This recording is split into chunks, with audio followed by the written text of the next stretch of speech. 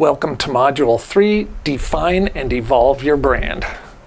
The first thing you need to do in evolving your brand is to evaluate your existing brand experience. Was your company logo designed by your founder? Does your product interface look like it was designed by software engineers in 1998? Are you starting to get diminishing returns in your email and ad outreach campaigns? And are you wondering what strategies are emerging in the face of AI proliferation? And your prospects have higher expectations of brands that they are attracted to. Your logo is not your brand, and your brand is the way your customers experience your solutions and your company. And when it comes to your brand, there's only one thing your customers care about: their experience of it. We're going to start off with an idea catcher exercise. So go ahead and open up your idea catcher system, the digital and the analog, that I talked about in the first video, the introductory video for this course. In your idea catcher system, start to put your thoughts down and brainstorm a little bit with the following questions. You want to try to see your brand experience through the eyes of your customers. To critically think about if your current brand is in alignment with your customer expectations. Put your thoughts down about how your customers think about your brand, or how you think they think about your brand, and also how you think about your competition, or how you think your customers think about your competition compared to your brand. Why do you think they decided to go with you and not somebody else? Why did you lose the deals that you lost? Put those ideas down into your idea catcher system, and we'll be coming back to those later within this module. If you don't take customer surveys, you need to start doing it.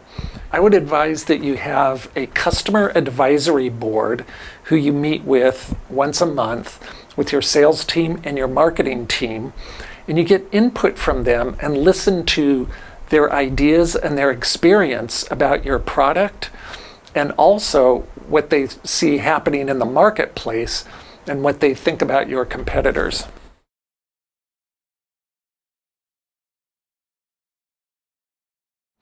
Lesson 3.1, why brand marketing is the way forward. Marketers are becoming aware of the disparity between their metrics and their analytics and what they see going on with their pipeline growth. Brand marketing is not trying to force or influence an immediate decision or call to action that the buying group is not ready to make.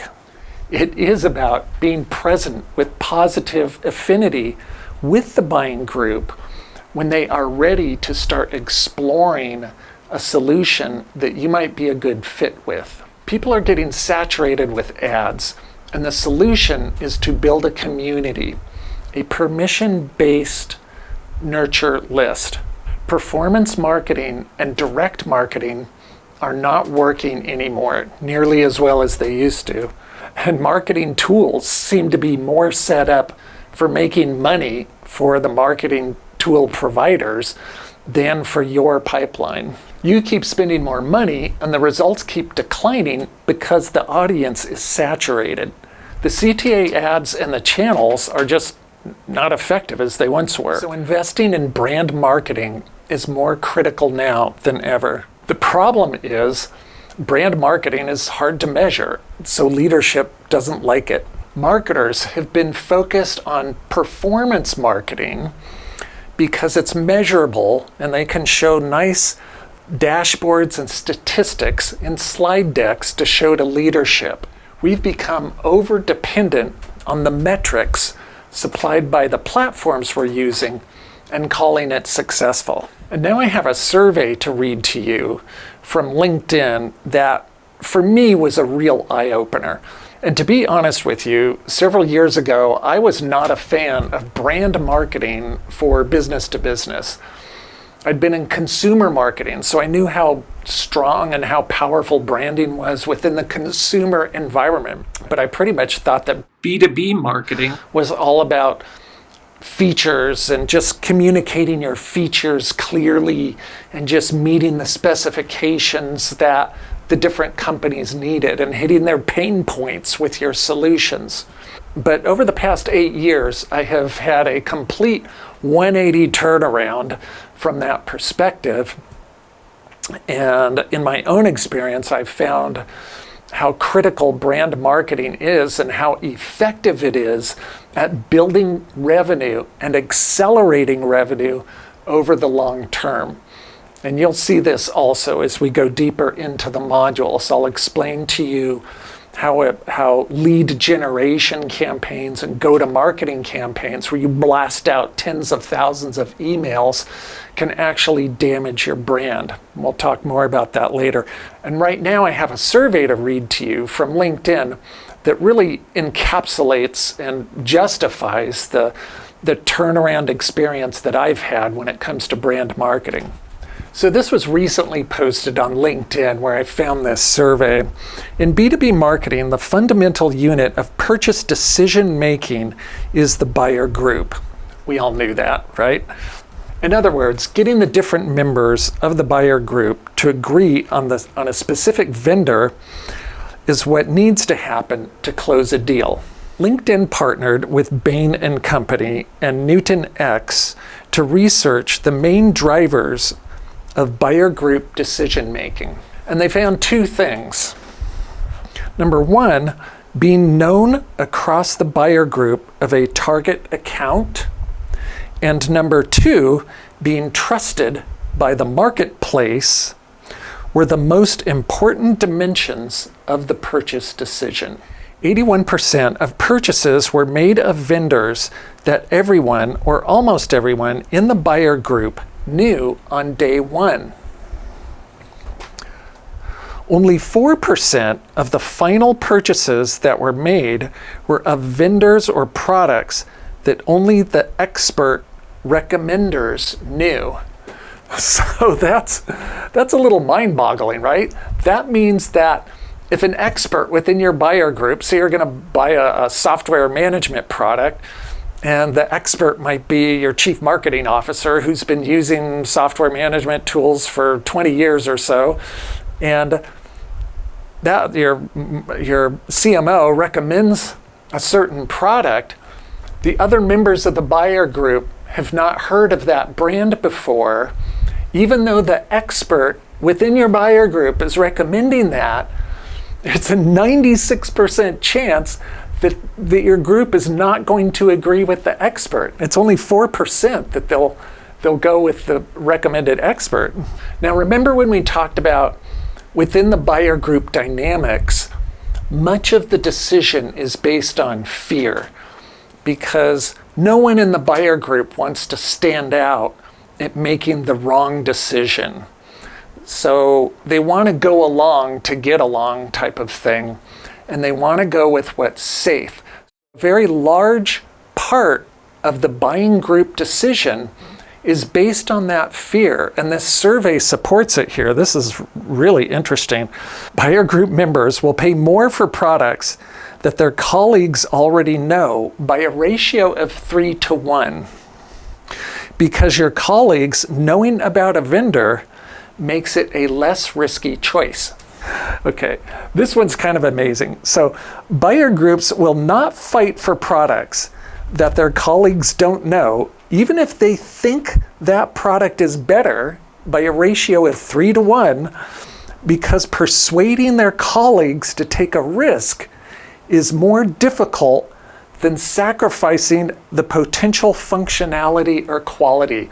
In other words, your buyer group will go ahead and decide to purchase a product that is inferior to what they really need in order to go along with the rest of the buyer group and just make the purchase easier. So this next point is just in support of the one that I just read.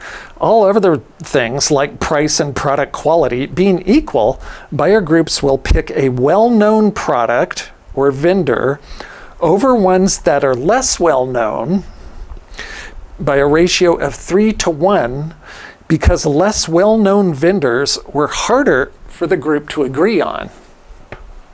The further away you are from technical knowledge of the product in your buyer group role, the more likely you are to rely on brand factors to shape your decision making, and are much more influenced by brand than product experts and users. So what that means is that the influencers within your buying group who may have less technical knowledge of the solution are just going to rely on the brand and the brand affinity that they have to influence the purchase decision. We feel our findings open up a few new ways of thinking about how to be successful in B2B marketing and selling, and show the role played by brand in every live sales process. Brand is not just an investment in getting bought in the future, it's a form of decision insurance and risk mitigation that makes it one of the main reasons that products get bought right now. And that is why your go-to-market campaigns, your lead generation campaigns, all the email blasting that you're doing, that's why you're getting diminishing results. Because more and more brand affinity is coming into the market zeitgeist and is more of a decision influencer based on risk mitigation. So the takeaway that I get from that survey is that a better brand will sell better than a better product. So be aware that there is a lag in investment return when you're investing in brand. So when you invest in things like events or your whole brand ecosystem, you may not start to see overall lift for 3 months, 6 months, 12 months, as you are building this infrastructure of awareness and attraction. You are now reaping the fruits of the seeds that you sowed 6 months ago. During the time where you're building your brand ecosystem, you may see your customer acquisition costs go up. Some activities that contribute to education and awareness cannot be measured. You cannot force or manipulate your prospect into purchasing your solution at any given point in time. You need to have mind share within your industry for when your prospect becomes ready to start exploring and shopping for a solution like yours. 3.2, evolve your brand intentionally.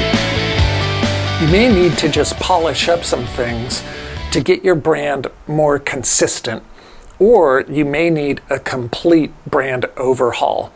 I've been on board with several companies before where I've done both.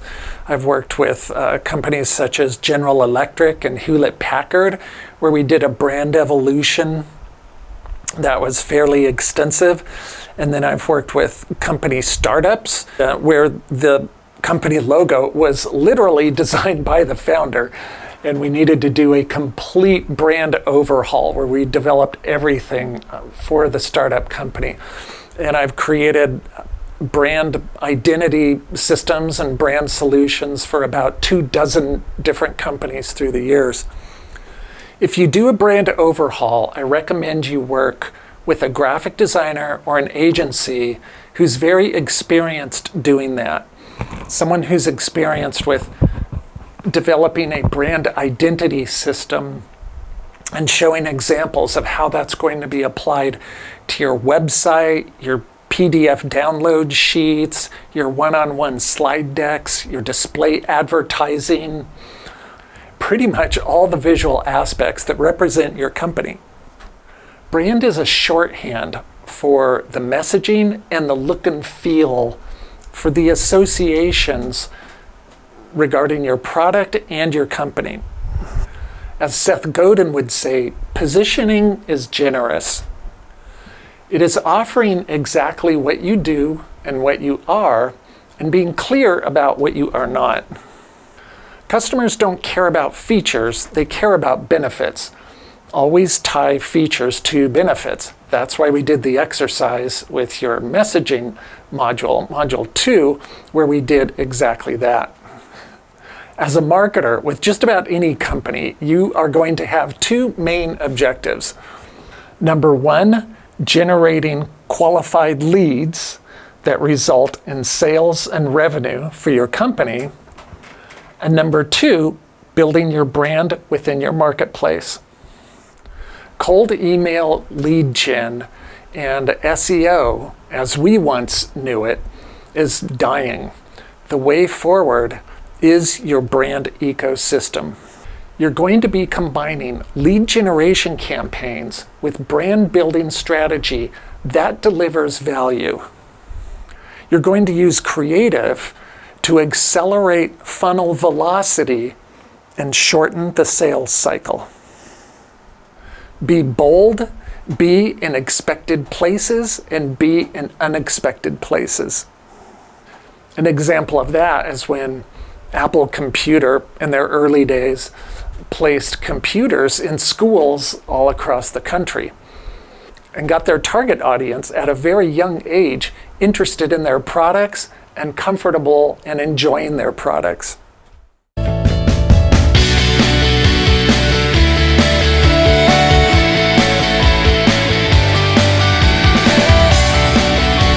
right, I turned on the overhead lights here so you all can see the board better.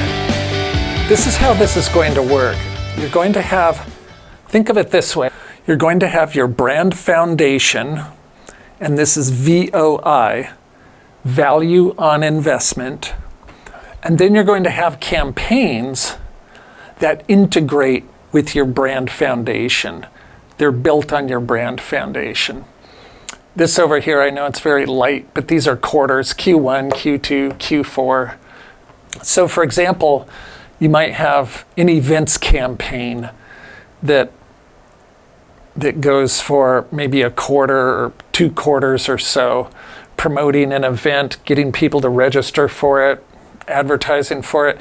You might have a very long campaign that goes all year, which might be a very valuable piece of content, like a customer survey, a white paper, something like that. You might put ads once a month into LinkedIn or something like that. You may have other campaigns that are a series of ads or content, your newsletter, all sorts of different campaigns that you may be running throughout the year here. Brand marketing is typically a campaign that builds awareness and affinity, which is attraction for your brand. Whereas lead generation or go-to-market, which maybe you're releasing a bunch of new features for your product, or you're releasing a new product. In that case, you might have a go-to-market campaign that lasts for several quarters. They're call to action campaigns that are specifically designed for a response and to build revenue. The difference between your different campaigns that may go into different channels, you might have one campaign for an industry, one campaign for a type of persona, maybe for your marketing manager persona, and then a completely different campaign for the vice president of operations, for example. Even though you have the same product, you could very well have different champions within your buyer groups. You may have different campaigns for those. And then your brand foundation permeates through those campaigns. The difference here between your ROI campaigns and your brand foundation is the ROI campaigns have a beginning, a middle, and an end. Eventually, they're over. Like an event is a good example of that, where you may have 3 or 4 emails that go out 4 weeks, 3 weeks, 2 weeks, 1 week prior to the event to get people to register, to stop by your booth, or to come to your after party, whatever you're going to do. You may send out 2 weeks worth of emails to promote videos that you took at the event. And then you're done. That campaign is over. Your brand of your company values, the overall perception and attractiveness of your company continues throughout all of these campaigns. And your brand foundation goes on as it permeates and supports your different campaigns. So most people are familiar with the ROI of campaigns, the return on investment. You buy your ads, you put your ads out there, put your emails out there, do your promotions. What did we get? Did we get demos and requests for one-on-one meetings? Did the sales team get conversations that are going to generate revenue? Everybody knows pretty much what that's about. Less people are familiar with VOI, which is value on investment. So investing in your brand awareness and in brand attractiveness is about building brand authority within your marketplace. So your value on investment, investing in the brand foundation, can be difficult to measure and can take longer to measure. And it's about building brand authority and leadership in your marketplace. It's about your company reputation. It's about how much your customers value your product and your solutions. It's okay to have different visuals and possibly even different color schemes with different campaigns, depending on which audience you're trying to attract. For instance, you might have a product that is viable across multiple different industries. You might have a product management software, for example, that works across marketing, which is a very different industry than construction, which is a very different industry than manufacturing.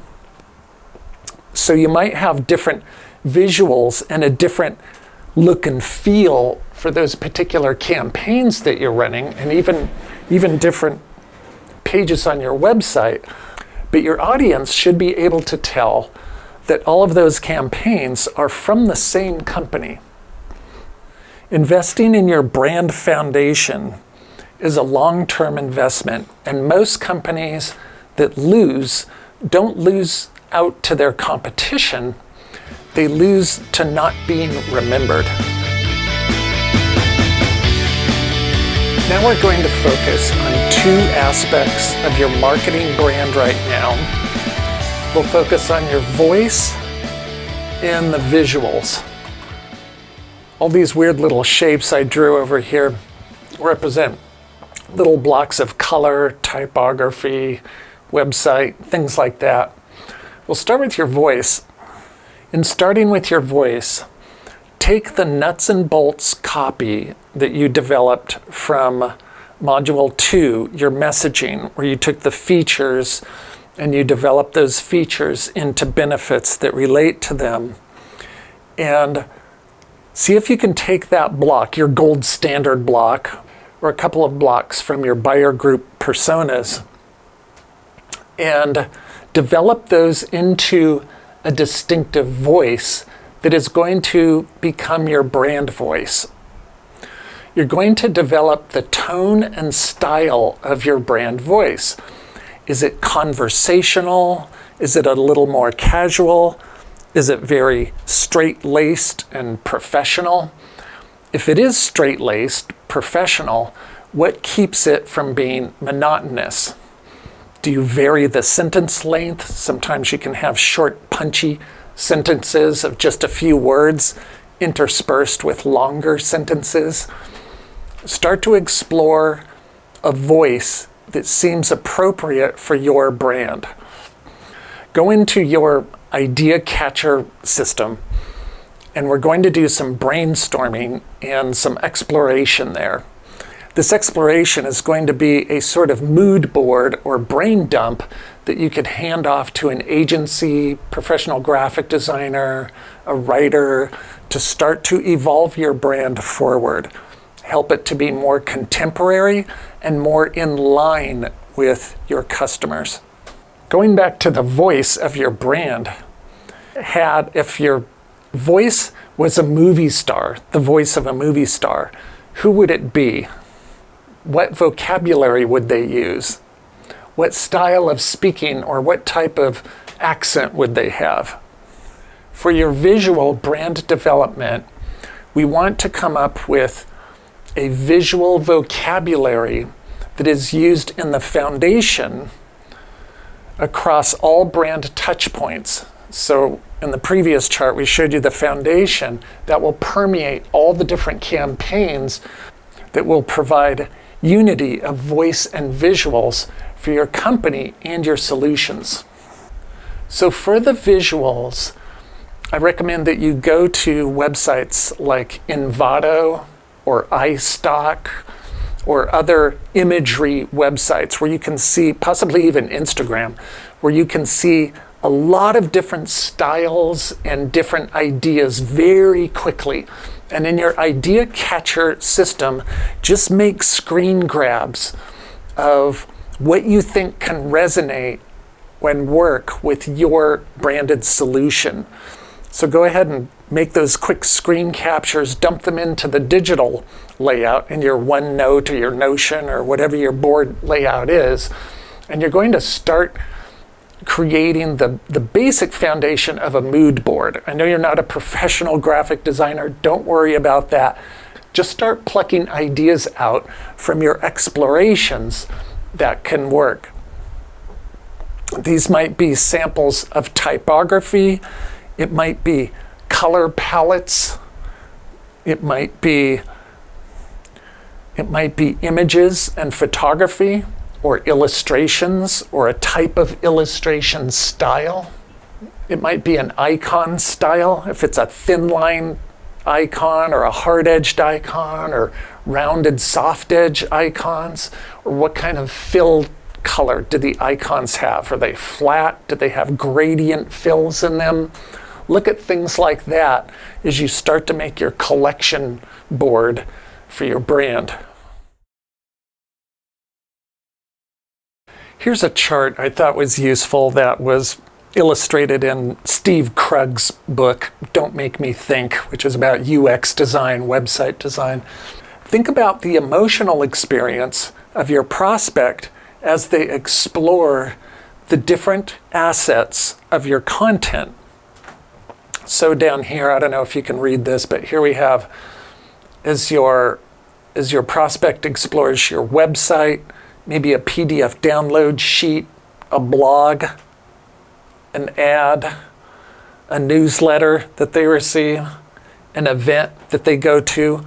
All of these items are part of your brand ecosystem down here. And your prospect you can think of it as an emotional bank account with you. And you want to keep putting positive emotions into that emotional bank account with your prospects. As your prospects go through your different content, and remember, in the journey that I illustrated earlier, it's not a funnel, it's a flywheel. So you don't know the order necessarily that your buyer group is going to experience the different aspects of your content. It may be passed to them from another member in the buyer group, not where you think. So if you have a sell sheet posted on your website, for example, a solution brief posted on your website, that may have been forwarded to that prospect from someone else in the buying group. They may not have even seen your website. But nonetheless, there is an emotional bank account. Down here we have your prospects who's kind of angry. They had a bad experience with some of your content. And this middle zone here is meh. It didn't strike them as particularly outstanding one way or the other, which is probably one of the worst zones to be in, because that means your brand is forgettable. It's done. And then up here, you have a positive emotional experience. So you have a positive emotional experience, a meh, don't care one way or the other, and you actually made them angry down here. You want to keep as much of a positive spike experience with all of the prospects in your buyer group as much as possible. And you want to remove as much friction or as many negative experiences as you can. And building brand consistency and a positive brand foundation can help this happen very quickly. It can accelerate the positive affinity for your brand. And also, when you invest in brand VOI, the value of the investment, you eventually experience less of an investment is necessary for the ROI, because your brand becomes more well-known, it builds a better reputation, and so you don't need to spend as much money and time blasting out more and more emails. So instead of paying for 10,000 emails to get a 2% response rate or 3% response rate, maybe you can blast out 5,000 emails and get a very positive response rate because you already have brand authority within your market. This emotional bank account chart is also useful to think about, not only for your different kinds of content that you have, but for an experience with a single type of content, especially for your website. So that's where, when Steve Krug came up with this chart, that's specifically, he was illustrating the experience of website and also product interfaces, UX, UI design. So within your website, what type of experiences is your audience having? And we'll dig into this deeper in Module 8, where we really go into website experience and all of that. But this is just useful to have as a little sketch or drawing within your idea catcher system, and make some little notes about where you think your audience is at with your different kinds of content as you start to evolve your brand forward, as you develop new content with a more conscientious and integrated brand approach going forward.